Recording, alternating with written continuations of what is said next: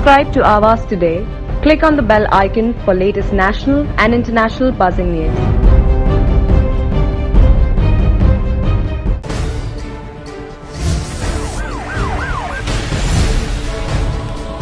नमस्कार, crime and justice में आपका फिर एक बार स्वागत है। आज हम जो टॉपिक लेकर आए हैं काफी कंट्रोवर्शियल टॉपिक है। कहते हैं ना कि हर सिक्के के दो साइड्स होते हैं। इस एक्ट के बारे में भी ऐसे ही कुछ कहा गया है। बहुत कंट्रोवर्सीज में भी रहा है, बहुत जरूरी एक्ट भी है, पर अलग अलग पहलू है और हम हर पहलू पे इस पे बात करेंगे। हम बात कर रहे हैं scheduled caste and tribes prevention of atrocities act 1989 की, जो कि पार्लियामेंट में इनैक्ट किया गया था। एट्रोसिटीज जो जुल्म होते थे हमारे जो दलित भाई वगैरह हैं उनके ऊपर, इसके लिए किया गया था। इसे आमतौर पर SC/ST एक्ट भी कहा जाता है या फिर सिंपली एट्रोसिटी एक्ट। तो क्या है ये एट्रोसिटी एक्ट, क्या प्रोविजंस है इसके, और जो दूसरा पहलू है कि इसके मिसयूज भी अगर होते हैं तो किस तरह से होते हैं। यही सब जानने के लिए हमारे साथ में हमारे जो एक्सपर्ट है विनोद गंगवाल जी, बॉम्बे हाईकोर्ट के प्रैक्टिसिंग एडवोकेट और क्रिमिनल लॉयर है बहुत बड़े, और महाराष्ट्र के बाकी कोर्ट्स में भी ये प्रैक्टिस करते हैं। गंगवाल जी, आपका बहुत बहुत स्वागत है। Thank you Jaideep sir, thank you. कहा भी कि ये काफी कंट्रोवर्शियल एक्ट रहा है और इसलिए जानना बहुत जरूरी है दोनों साइड के पहलू हमें, और यही काम हम क्राइम एंड जस्टिस में आपके माध्यम से कर पाते हैं कि इसके लीगल एस्पेक्ट्स भी समझें और जो सामाजिक पहलू है ये भी समझ के ले। तो गंगवाल जी, ये बताइए कि इस एक्ट की जरूरत क्यों पड़ी, क्योंकि हमारे पास ऑलरेडी दूसरे एक्ट्स तो थे लोगों पे जुल्म होने से बचने के लिए। क्या कारण था कि ये एक्ट लाना पड़ा? यदि सर ये एक्ट जो 1989 में हमारे इंडिया में शुरू किया गया था, it was enacted when the provisions of the existing laws such as the Protection of Civil Rights Act 1959 and Indian Penal Code, they were found to be inadequate to check these crimes. तो सबसे पहले अपन ये जो जानते हैं, इसके पहले हमको ये समझना पड़ेगा कि एट्रोसिटी जो है वो क्या है। इसका हमारे को ये मीनिंग पता करना पड़ेगा कि एट्रोसिटी क्या है। तो एट्रोसिटी जो है, सबसे पहले हम ये जो एक्ट देखेंगे, जो 1989 जो का जो एक्ट है, इसके अंदर सेक्शन 2 के अंदर है ना, ये डिफाइन किया गया है ना जी। एट्रोसिटी मींस ये जो एक्ट बनाया गया था, इसका एक ऑब्जेक्ट था कि जैसे जो scheduled caste and scheduled tribes जो कास्ट होती है, इनके ऊपर कुछ अत्याचार होते थे रिमोट एरिया के अंदर, है ना। तो जैसे मेला जो निचली तबके के जो लोग थे उस समय, जो एक्ट के हिसाब से मेला ढोया जाता था या इन लोगों पे अत्याचार किया जाता था, इनकी जमीनें हड़प ली जाती थी या इनका मिसयूज किया जाता था, कई केसों में रेप किया जाता था, जमीनें हड़प ली जाती थी, इनको आगजनी करी जाती थी, दादागिरी करी जाती थी, इनका शोषण किया जाता था। इसलिए ये एक्ट बनाया गया था। अभी एक्ट के अंदर जो सेक्शन 3 के अंदर जो डिफाइन मैं आपको बताऊं, सेक्शन 3 के अंदर है, जो चैप्टर 2 में इस एक्ट में पढ़ेंगे, तो वेरियस ये जो ना ऑफेंस को डिस्क्राइब करता है कि पनिशमेंट ऑफ एट्रोसिटीज क्या है।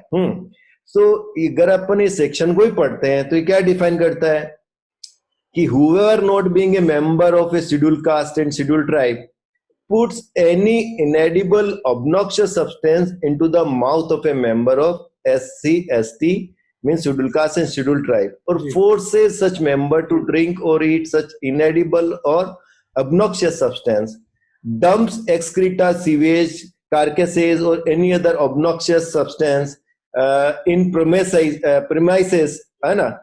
तो with intent to cause injury, insult और अनाउंस टू एनी मेंबर, है ना, गार्डलैंड विथ फुटवेयर और पैरेट्स नेकेड और semi naked a member, like ये अगर उसकी इंसल्ट करता है, उनका मिसयूज करता है, या फिर पब्लिक व्यू में उनको ह्यूमिलिएट करता है, गाली निकालता है, इसके लिए इसके अंदर एक्ट के अंदर एक प्रावधान है, एक सजा का प्रावधान है। एक्ट का जो औचित्य था, बहुत अच्छा औचित्य था। एक्ट जो बनाया गया था, आप ये प्रीएम्बल देखेंगे तो इसकी प्रीएम्बल देखेंगे एक्ट की। प्रीएम्बल क्या करती है कि to prevent the commission of offences of atrocities against the members of scheduled caste and tribes, to provide for special court for the trial of such offences and for the relief and rehabilitation of the victims, है ना, of such offenses. So object जो इसका जो object था ना, ये बहुत अच्छा ऑब्जेक्ट था, लेकिन कई दशा में मिसयूज हो रहा है आज की डेट के अंदर। कुछ प्रॉब्लम्स है, वो आम जनता सफर कर रही है। बेसिकली जो दलित हम जिनको बोलते हैं, बेसिकली आज की डेट के अंदर ऐसा कुछ काफी रिमोट एरियाज में एट्रोसिटीज होती है। बॉम्बे जैसे शहर में एट्रोसिटीज ये सब जो पॉसिबल नहीं है और रेयरली देखी जाती है, बट एफआईआर इस सेक्शन में होती है। सर अगर हम ये लॉ के हिसाब से ही बात कर रहे हैं, तो ये बताइए कि अगर इस तरह के किसी ने, जैसे आपने प्रोविजंस बताया कि कब लागू होता है, अगर किसी को इस तरह की पीड़ा हुई है, जो कोई SC/ST नहीं है, उसने इस तरह से हरकत की है, तो उसमें क्या करना पड़ेगा और फिर आगे वो किस तरह से ये एक्ट का इस्तेमाल कर सकता है? देखिए, सबसे पहले तो अगर ये किसी को इसके अंदर जो एक्ट है, इसके अंदर सेक्शन 3 में पनिशमेंट दी गई है ना, तो लेकिन ये एक्ट के अंदर क्या होता है कि ये कंप्लेंट कौन कर सकता है, सबसे पहले हमको ये समझना जरूरी है। जो एक्ट है कि जो सेक्शन 3 अगर हम देखेंगे कि अगर एक बार मैं सेक्शन जो 3 है मैं रीड आउट करके आपके दर्शकों को बता देता हूं कि सेक्शन 3 क्या बोलती है।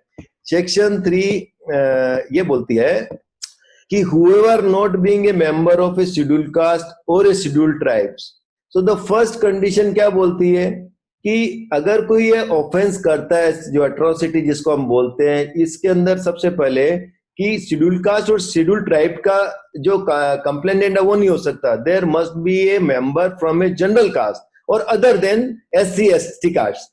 मतलब समझ लिए कोई हिंदू है, जैन है, सिख है, पारसी है, ईसाई है, अदर कास्ट है, अगर ये लोग कुछ भी गलत करते हैं तो कंप्लेनेंट कौन हो सकता है? ओनली SC/ST कास्ट वाला ही कंप्लेंट कर सकता है।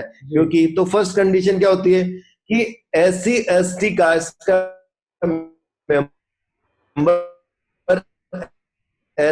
SC/ST का पहली कंडीशन है। दूसरी जो जनरल जो इसके अंदर है, जो ऑफेंसेस जो डिस्क्राइब किए गए सेक्शन 3 के अंदर, इसके अंदर A to लेकर के ZA तक, मतलब लगभग 20-21 जो ऑफेंसेस है डिफरेंट काइंड के जो है, वो एक ये ऑफेंस को डिस्क्राइब करता है। देखा ही गया है कि कई बार किसी इन लोगों की जैसे ये जमीनें हड़प ली जाती है, रेप हो जाते हैं और अदर मारामारी हो जाती है, इनको दबाया जाता है, इनको जो ऐसा कहा गया है कि दलित के लोगों के साथ में चप्पल जूते पहना करके अगर ऐसा कुछ अत्याचार होता है तो एक काफी यूजफुल है। इस एक्ट के अंदर एट्रोसिटी के अंदर time and again rules frame किए गए हैं और काफी एक स्टेट लेवल की कमिटीज होती है, डिस्ट्रिक्ट लेवल की कमिटीज होती है जिनको मॉनिटर करना पड़ता है। इसके लिए एक स्पेशल कोर्ट का एक्ट के अंदर प्रावधान है। अब हमें देखना है कि कितना कारागार ये एक्ट है। मैं ये पूछना चाहूंगा कि ये जिस तरह से आप बता रहे हैं कि अगर किसी पे रेप हुआ, किसी की जमीन हड़पी गई या किसी के साथ मारा पीटी कही गई है, जूते पहनाए गए, ये किसी के साथ भी हो सकता है, तो वो भी जाता है पुलिस में कंप्लेन करने के लिए। लेकिन अगर वो जाता है तो उस केस के में, और अगर कोई SC/ST के साथ अगर ये हो तो उसके साथ में वो अगर जाता है तो दोनों में फर्क क्या होता है? नहीं, देखिए, पहली बात तो कंप्लेंट अगर कंप्लेनेंट कौन हो सकता है इसमें? Any person who is member of schedule caste and schedule tribe, he can only go to give complaint under this sections. If a general person goes to give complaint, the police will not register because this act is not applicable. So this is the main difference. Suppose ये act के हिसाब से नहीं, एक ही crime है। अगर एक आदमी जो SC/ST नहीं है उसके साथ अगर ये हादसा हुआ है और जो एक SC/ST है उसके साथ ये हुआ है, दोनों की कंप्लेंट्स में फर्क क्या होगा? बस यही फर्क मैं बता रहा हूं आपको कि ये जो एक्ट एप्लीकेबल है जी, जो इसकी पनिशमेंट है वो एक डिफरेंट पनिशमेंट है, जिसके अंदर जैसे 5 साल की सजा से लेकर के अदर एक्ट को इंक्लूड करेंगे तो लाइफ तक का इम्प्रिजनमेंट का प्रावधान है ना। सेक्शन जो 3 विद इन 2 और 3 जो डिफाइन करते हैं, जो जनरल है, जैसे अगर एट्रोसिटी लगा तो इसमें सजा 5 साल तक की है, लेकिन एट्रोसिटी एक्ट के साथ में समझो कि किसी दलित को सताते हैं, उसका मर्डर कर देते हैं, या तो अदर एप्लीकेबल एक्ट है, जिसकी सजा प्रिस्क्राइब्ड है वो तो सजा लगेगी लगेगी, प्लस एट्रोसिटी की। अब अगर मान लीजिए कि SC/ST एक्ट का मेंबर जाता है तो ये एडिशनल सेक्शन है वो लगाई जाएगी जिसके प्रोविजन अलग है, और ये ऑफेंस स्पेशल कोर्ट में ही चलेगा।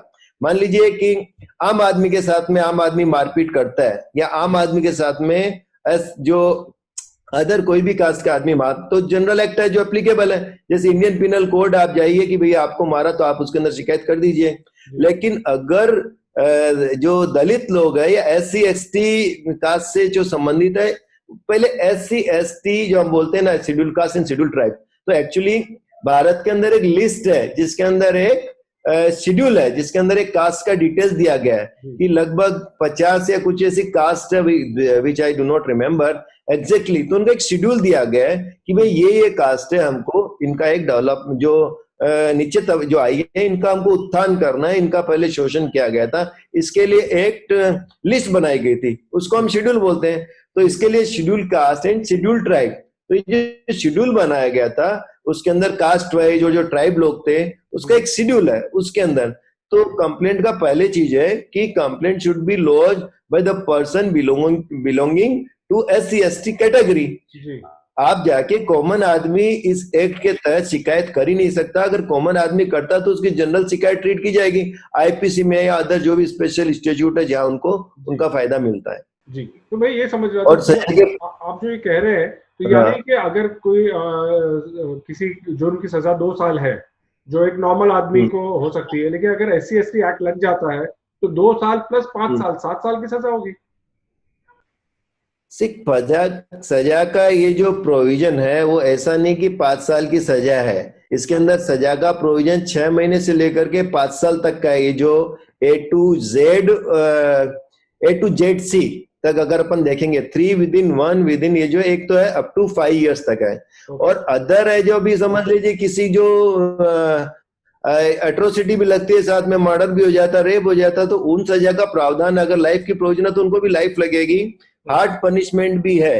तो ऐसे बट एट्रोसिटी के जो प्रोविजन है तो कोर्ट चेंज हो जाती है। मान लीजिए आपका एक हर्ट किया आपने और the matter is triable by the magistrate court, but अगर the moment atrocity act applicable होता है तो then this matter would be triable by the special court है। जनरली जो हमारे देखा गया महाराष्ट्र में अभी कई जगह जैसे स्पेशल कोर्ट, तो जनरली सेशंस कोर्ट को ही स्पेशल कोर्ट माना जाता है, बट ये गवर्नमेंट उनके अप्रूवल देती है, एक बकायदा गजट में नोटिफाइड किया जाता है और स्पेशल कोर्ट में ये मैटर चला जाएगा। ओके, और एक और जो इम्पोर्टेंट बात इसके अंदर आ जाती है वो ये है कि अगर कंप्लेन हो गई है तो फौरन अरेस्ट हो जाता है, उसके बारे में बताइए। देखिए, ऐसा लॉ का प्रावधान जो अपन सेक्शन 154 में अगर अपन जनरल CRPC के अंदर देखा जाए तो ऐसा नहीं है कि कंप्लेंट हो गई और आपको अरेस्ट कर लिया जाएगा। एक जो बट अरेस्टिंग के जो पावर होते हैं वो हमेशा डिस्क्रिशनरी होते हैं और इन्वेस्टिगेटिंग ऑफिसर्स के होते हैं। बट द मोमेंट आपकी कंप्लेंट करी तो आपको एक डर हो जाता है, बाबा I could be arrested at any time, और then you are at the mercy of the investigating officer, because other जो जनरल ऑफेंसेस है wherever the punishment is up to 7 years, the investigating officer would give notice to the accused person and generally would not be arrested unless there are exceptional reasons। लेकिन यहाँ पर क्या है कि आयोग का भैया चलो ठीक है, इंक्वायरी का स्कोप नहीं है। फर्स्ट थिंग पहले जो एक्ट में था कि भैया ठीक है, अरेस्ट के पहले इन्वेस्टिगेटिंग ऑफिसर है, इंक्वायरी करेगा, इंक्वायरी के अंदर लगा ऐसा पता चला कि अगर एट्रोसिटी कमिट हुई है तो ही वो FIR रजिस्टर्ड करेगा ऐसे। लेकिन अभी जो गवर्नमेंट ने लेटेस्ट जो अमेंडमेंट लेकर के आए हैं उसके अंदर ऐसा प्रावधान गवर्नमेंट ने कर दिया है कि इंक्वायरी इज नॉट नेसेसरी और आप डायरेक्ट अरेस्ट भी कर सकते हैं, आपको किसी की परमिशन का प्रावधान नहीं है। तो मैं लेटर पार्ट्स के अंदर जो 2 जजमेंट है सुप्रीम कोर्ट के, doctor Kashinath Mahajan versus state of Maharashtra plus Prithviraj Chauhan versus state of Maharashtra, ये 2 जजमेंट थे। सुप्रीम कोर्ट ने फर्स्ट जजमेंट में कैटेगोरिकली कहा था कि भैया अरेस्ट कोई कम जरूरी नहीं है, और साथ के अंदर इसके अंदर एक बहुत बड़ा फर्क मैं बताऊंगा कि जो आपने पूछा था अरेस्ट, इसके अंदर एक तो एंटिसिपेटरी बेल का प्रावधान नहीं है। तो प्रॉब्लम जो आज जनरल आदमी को है कि यार कोई भी आदमी ने चलो आपके ऊपर एट्रोसिटी लग जाती है। अब एट्रोसिटी लगना, देखिए मेरा ऐसा मानना एक्ट बहुत अच्छा है, इसका ऑब्जेक्ट बहुत अच्छा था, और जो एक the lower trodden people I would say, और एक पर्टिकुलर जो शेड्यूल दिया गया था उनका उत्थान के लिए, उनको समाज में पैरेलल करने के लिए ये एक एक्ट बनाया गया था। बहुत अच्छा ऑब्जेक्ट था। बट प्रॉब्लम क्या हुई है कि सर्टेन पॉलिटिशियन और सर्टेन जो अनस्क्रपलस पीपल और जो समाज में कुछ घटक होते हैं, या कई ऐसा बोलेंगे कंटक होते हैं, ये लोगों ने इनका मिसयूज किया। मिसयूज कैसे किया यार? अगर एट्रोसिटी एक्ट में जैसे सर्टेन हम लोग सेक्शन देखेंगे कि जैसे एक सेक्शन है 3 विदिन 1 विदिन आर, वो एक ये बोलती है intentionally insult or whoever intentionally insults or intimidates with intent to humiliate a member of a scheduled caste or a scheduled tribes in a place within public view, so then it is an offense and punishment is there up to 5 years. अब मान लीजिए कि एक मेरा किसी से दुश्मनी हो गया, मेरा एक फ्रेंड है या मेरा एक कलीग है या नहीं है, या कोई मेरे को फॉल्स इम्प्लीकेट करना चाहता है, उसको जाकर के उसने बोल दिया कि यार this person is abused me on the name of my caste, he hurled certain abuses and language, and then it is offence under section 3 within 1 within r, and there is a punishment up to 5 years. And whenever you go and you approach to the sessions court or special court, there is no provision of anticipatory bail. तो problem हो जाती है, तो बहुत बड़ी problem हो जाती है। आप मान लीजिए जनरली है तो निर्मल साहब, आपको माफ कीजिएगा, थोड़ा काट रहा हूँ। आप ये जो बात कर रहे हैं ये बिल्कुल सही बात है, ये मिसयूज की बात है, हम इस पे आएंगे। लेकिन ये हम तो हम मेरे ख्याल से अगले एपिसोड में इससे बात करेंगे। फिलहाल मैं ये चाह रहा हूँ कि जहाँ पे जेन्युइन केसेस हैं, जहाँ पे ये पिछड़े वर्ग को, दलित वर्ग को, जो SC/ST जो वर्ग है, इन पे जब सही मानों में जुल्म जिस तरह से हो रहे हैं, तो उनके बारे में कि उनके पास क्या है। तो ये जिस तरह से भी आपने कहा था कि अगर आप इनके साथ अगर इस तरह की हरकत करते हैं कोई भी, तो अरेस्ट तो जैसे आपने कहा कि हो जाएगा, एंटीसिपेटरी बेल भी अलाउड नहीं है। ये एक बहुत इंपॉर्टेंट बात है इसमें। तो देखिए बेसिकली ये जो एक्ट की जो स्थापना ही है ना, वो किसके लिए की गई थी? वो इसके लिए की गई थी कि भाई दलित घटक है जो इनको न्याय मिले, और ये जो ऑफेंस डिस्क्राइब है, जैसा मैंने आपको बताया था सेक्शन 3 के अंदर जो भी ऑफेंस है वो जो मैंने बताए थे, उससे जो सफरिंग होती है, इसके लिए जो घटक ग्रसित होता है उसको न्याय मिले, इसके लिए ऑब्जेक्ट ये बनाया गया था। ये अगर इनके साथ में अन्याय तो डेफिनेटली बहुत गलत बात है, और इसका फायदा देने के लिए ही ये एक्ट बनाया गया था। कुछ जो रिमोट एरियाज होते हैं उसके अंदर ये होता ही है, तो इसके ये जो है it's a very good act अगर ये इस इम्प्लीमेंट किया जाए सही मायने में। सर तो यानी जैसा आप कह रहे हैं कि अरेस्ट फौरन किया जाता है, इसमें एंटीसिपेटरी बेल नहीं है, और फिर बाद में क्या बेल का कोई प्रावधान है या फिर कन्विक्शन तक कोई बेल नहीं है? देखिए इसके अंदर जो इन्वेस्टिगेटिंग ऑफिसर होता है, पहले तो आम जो PI है PSI ये नहीं होते हैं। लॉ के हिसाब से रूल 7 जो एट्रोसिटी एक्ट का है उसके हिसाब से इन्वेस्टिगेटिंग ऑफिसर है वो कौन होता है? ACP होता है, और उसके लेवल का, और उससे ऊंचा अधिकारी होता है। पहली बात तो सो ये जो मिथ्या धारणा है ना कि अरेस्ट कंपल्सरी, अरेस्ट कोई भी केस में इंडिया में कंपल्सरी नहीं है, it is discretion of the investigating officer. But होता है क्या कि मान लीजिए कि अगर इन्वेस्टिगेटिंग ऑफिसर ये चाहता है यार मैं तो इसको अरेस्ट करूं, कई मामले में हो सकता है उसको लॉ का नॉलेज नहीं होता है, कई मामले में for oblique reasons and motives ऐसा किया जाता है, तो ऐसा है कि आम आदमी तो बेचारा अटक जाएगा। तो सवाल ऐसा है कि अभी दूसरा एक आपका सवाल था कि जो एंटीसिपेटरी बेल का प्रावधान, वो ठीक है, एंटीसिपेटरी बेल का प्रावधान मैंने बताया सेक्शन 18 के अंदर है, वो 12, इसके अंदर इसका कोई प्रावधान नहीं है। और आपका तीसरा सवाल था, जब एंटीसिपेटरी बेल का प्रावधान नहीं है तो मैं, जैसा आपने कहा था कि सुप्रीम कोर्ट ने कुछ इश्यूज के अंदर बोला है कि एंटीसिपेटरी जो सेक्शन 18 है, it is circumscribed, it is depend upon situation to situation, the bar is not absolute, it is circumscribed. Circumscribed means what?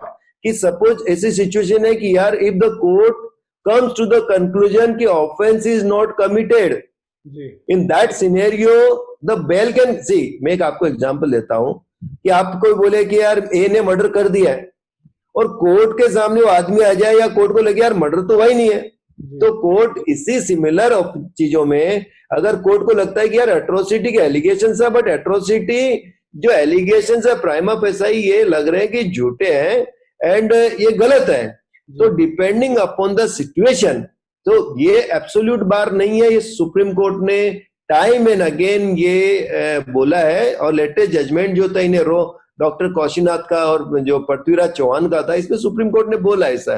Plus आपका जो चौथा क्वेश्चन था जेडी सर, उसमें आपने ये पूछा है कि इसमें क्या बेल होती नहीं है। ऐसा नहीं है, इसमें जो सेक्शन 8 एंटीसिपेटरी बेल का वो प्रोविजन नहीं है, बट अभी समझो कि इन्वेस्टिगेटिंग ऑफिसर है, उसने अरेस्ट कर लिया, अपनी इन्वेस्टिगेशन कर ली, सो लॉ क्या बोलता है, टाइम काफी है कि यार you are innocent unless proven guilty, and जो पनिशमेंट है जो हमारा इंडिया का लॉ और बोलता है कि there can not be pre trial punishment.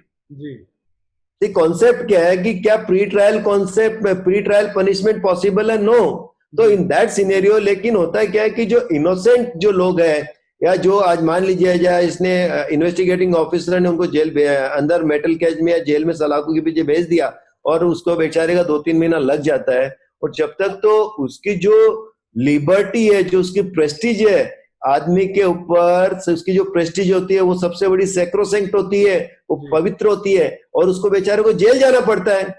सिर्फ एक एलिगेशन में अगर इंडिया में किसी को जेल जाना पड़े तो इस देश का बहुत बड़ा ये दुर्भाग्य है, एलिगेशन के ऊपर अगर जेल जाना पड़े। बट आज के डेट में लॉ तो कुछ वैसे ही बोल रहे हैं, और इसमें कई जो इनोसेंट लोग हैं, और ये जो सेक्शंस है वो जैसे सोशल एक्टिविस्ट है और जो जर्नलिस्ट है, और जो कुछ इनके ऊपर भी एप्लीकेबल लगाई गई है, और वो अंदर गए। और मैं आपको एक डेटा बता रहा हूँ 2015 के, एक ये अपना एपिसोड का खत्म हो रहा है टाइम, एक लास्ट मैं आपको इसमें सवाल करना चाहूंगा कि मिसयूज वगैरह का जो है हम अगले एपिसोड में जरूर में डिटेल में बात करेंगे, लेकिन मैं ये जानना चाह रहा हूँ कि जिनके लिए ये एक्ट बनाया गया था, क्या उनको भी सही मानों में इसका फायदा हुआ है?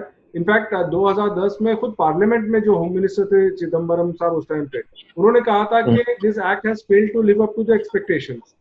तो क्या दलितों को, SC/ST को इसका सही मानों में फायदा हुआ है?